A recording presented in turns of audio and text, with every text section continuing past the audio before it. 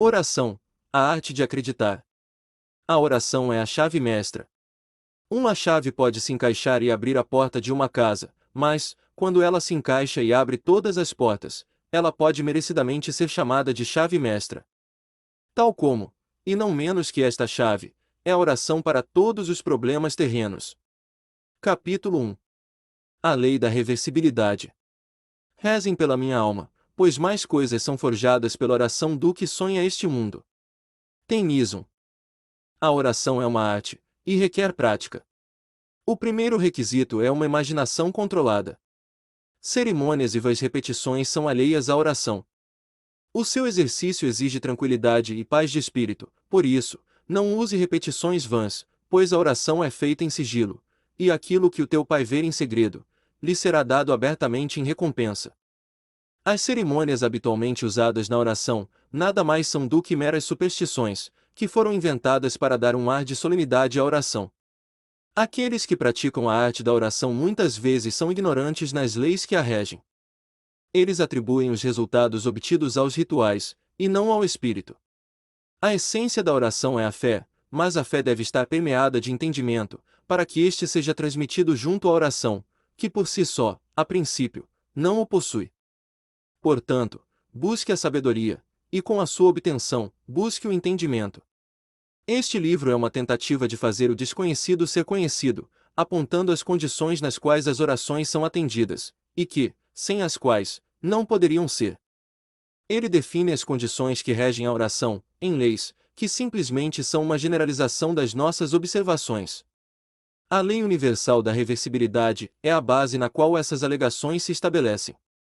O movimento mecânico causado pela fala foi descoberto muito tempo antes que um dia alguém sonhasse com a possibilidade de uma transformação inversa, ou seja, a reprodução da fala através do movimento mecânico, o fonógrafo. Por um longo tempo a eletricidade foi produzida pela fricção, sem nunca se pensar que a fricção, por sua vez, poderia ser produzida pela eletricidade, o motor elétrico. Mesmo que o homem não seja bem-sucedido em reverter a transformação de uma força, ele sabe, no entanto, que todas as transformações de força são reversíveis. Se calor pode produzir movimento mecânico, então o movimento mecânico pode produzir calor. Se a eletricidade produz magnetismo, então magnetismo também pode produzir eletricidade.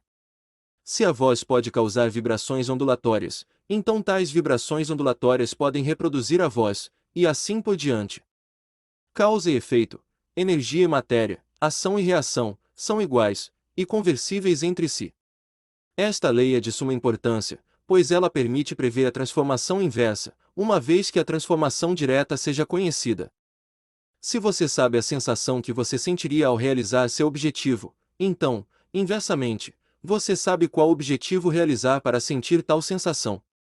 A instrução para orar acreditando que você já possui o que você pede, é baseada no conhecimento da lei da transformação inversa. Se a realização da sua oração produz em você um sentimento definido, ou um estado de consciência, então, inversamente, esse sentimento definido ou estado de consciência irá produzir a realização da sua oração. Porque todas as transformações de força são reversíveis, e por isso você sempre deve assumir o sentimento de ter o seu desejo realizado. Você deve despertar dentro de você a sensação de que você é, e possui, aquilo que até então você desejou ser e possuir. Isto é facilmente feito ao contemplar a alegria que você sentiria caso seu objetivo fosse realizado, a tal ponto que você respire, se mova, e viva na sensação da realização do seu desejo. O sentimento da realização do seu desejo, se assumido e mantido, deve objetivar o estado que o criou. Esta lei explica por que a fé é a substância das coisas que se esperam, e a prova das coisas que não se veem, e por que ele chama as coisas que não são vistas, como se fossem, e o que é invisível, torna-se visível. Assuma o sentimento de que o seu pedido está realizado, e mantenha-se firme neste sentimento, até que aquilo que você sente, seja manifestado. Se um acontecimento físico pode produzir um estado psicológico, então, um estado psicológico pode produzir um acontecimento físico. Se o efeito pode ser produzido pela causa B, então inversamente, o efeito B pode ser produzido pela causa A. Portanto, vos afirmo, tudo quanto em oração pedirdes, tenhais fé que já o recebestes, e assim vos sucederá. Marcos 11, versículo 24. Capítulo 2. A dualidade da mente. A dualidade da consciência deve ser um conceito claro para o homem, e a base de toda oração verdadeira. A consciência possui uma parte consciente e uma parte subconsciente. A maior parte da consciência encontra-se abaixo da esfera da consciência objetiva. O subconsciente é infinitamente maior, e é a parte mais importante da consciência. Ele é a causa da ação voluntária. O subconsciente é a essência do homem, enquanto o consciente é o seu conhecimento. Eu e meu pai somos um, mas meu pai é maior do que eu. O consciente e o subconsciente são um, mas o subconsciente é maior do que o consciente. Não crês tu que eu estou no Pai, e que o Pai está em mim? As palavras que eu vos digo não vos digo por mim mesmo, mas o Pai, que habita em mim, é quem realiza as suas obras. João 14, versículo 10. Eu, a consciência objetiva, por mim mesmo não posso fazer nada, mas o Pai, o subconsciente, é quem realiza as suas obras. O subconsciente é aquele que tudo sabe, aquele ao qual tudo é possível, é para ele que todas as coisas passam, é por ele que todas as coisas surgem, a ele todas as coisas pertencem, e ele é o caminho a que tudo acesa. A oração é a chave que abre essa casa do tesouro. Provai-me nisto, diz o Senhor dos Exércitos, e comprovai com vossos próprios olhos se não abrirei as comportas do céu, e se não derramarei sobre vós tantas bênçãos, que não tereis celeiros o bastante para guardá-las. Malaquias 3, versículo 10. A oração modifica e altera completamente as nossas concepções subconscientes, e uma mudança de concepção significa uma mudança de expressão. A mente consciente raciocina analiticamente através da observação, experiência e educação. Ela, portanto, encontra dificuldades em acreditar no que os seus 5 sentidos e a sua razão analítica negam. O subconsciente raciocina dedutivamente. A sua função não é questionar se uma premissa é verdadeira ou falsa, boa ou má. Quando uma afirmação atinge o subconsciente, ele apenas procede, assumindo que ela é adequada, e objetiva resultados que sejam coerentes com a premissa recebida. Esta distinção deve ser vista nitidamente por todos aqueles que querem dominar a arte da oração. A ciência da oração não poderá obter nenhum efeito até que as leis que regem a dualidade da consciência sejam compreendidas, e que a importância do subconsciente seja percebida. A oração, a arte de acreditar no que é negado pelos sentidos, lida quase que inteiramente com o subconsciente. Através da oração, a impressão da realização do seu desejo é sugerida ao subconsciente, que por sua vez, raciocinando dedutivamente, a expressará em sua natureza legítima. Maior é aquele que está em você, do que aquele que está no mundo. 1 João 4, versículo 4. A mente subjetiva é uma consciência difusa que anima o mundo, ela é o espírito que dá vida. Em toda substância existe uma única alma, a mente subjetiva. Esta mente subjetiva se estende através do tempo e de toda a criação de maneira ininterrupta. O pensamento e o sentimento, quando fundidos em crenças, impressam modificações no subconsciente, impregnando-o com uma missão, a qual ele fielmente executa. A mente consciente é a responsável por originar as premissas. A mente subjetiva as desenvolve conforme as suas respectivas naturezas.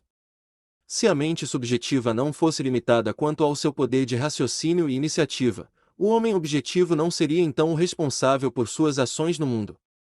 O homem transmite as suas ideias para o subconsciente através dos seus sentimentos, e o subconsciente transmite estas ideias de uma mente para outra através da telepatia. Suas convicções internas a respeito dos outros são transmitidas a ele sem o seu conhecimento ou consentimento consciente, e se as suas convicções forem subconscientemente aceitas por eles, elas influenciarão os seus comportamentos. As únicas ideias que podem ser subconscientemente rejeitadas por estes indivíduos são as ideias que você tem sobre eles que eles não aceitam como verdade sobre si mesmos. Tudo o que você pensa e deseja para os outros, se for subconscientemente aceito por eles, pela lei da crença que rege o raciocínio subjetivo, será fielmente expresso por eles de forma objetiva. A mente subconsciente é totalmente controlada através da sugestão. Ela aceita melhor estas sugestões quando a mente objetiva fica parcialmente subjetiva, isto é, quando os seus sentidos objetivos estão reduzidos ou suspensos. Este estado parcialmente subjetivo pode ser melhor descrito como uma abstração controlada, onde a mente fica passiva, mas ainda capaz de manter sua percepção. Isto é, ainda capaz de manter o controle da atenção. No momento quando você estiver orando, nenhum conflito pode existir em sua mente. Não se questione sobre o que você pode ou o que você não pode. Assuma o sentimento do seu desejo realizado, e pela lei universal da reversibilidade, você irá realizar o seu desejo. Eu sou Rafael Magoslikir, e esse é mais um vídeo do canal Acorda Dá Tempo. Se você chegou até aqui é porque gostou do conteúdo deste vídeo e já se inscreveu no canal. Se você compreendeu o que eu quis lhe mostrar nesse vídeo, peço que deixe o seu like. E compartilhe com seus amigos que estão precisando ouvir essa verdade. Somos a essência do Criador, temos em nossas mãos, melhor dizendo, em nosso subconsciente, o poder de tudo que é criado nas nossas vidas. Então use e abuse dessa fonte criadora e realize todos os seus desejos. E nunca se esqueça que a oração é a arte de acreditar. Obrigado por ter chegado até aqui. Gratidão.